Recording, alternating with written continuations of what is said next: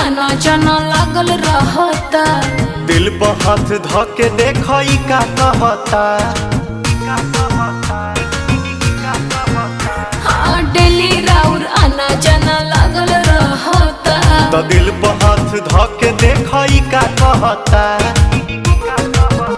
कहाँ थे रात भर सब मुझे है खबर, कौन है जो ये जादू चला रही है। तुमसा कोई प्यारा कोई मासूम नहीं है, तुम जान हो मेरी तुझे मालूम नहीं है। तुमसा कोई प्यारा कोई मासूम नहीं है, तुम जान हो मेरी तुझे मालूम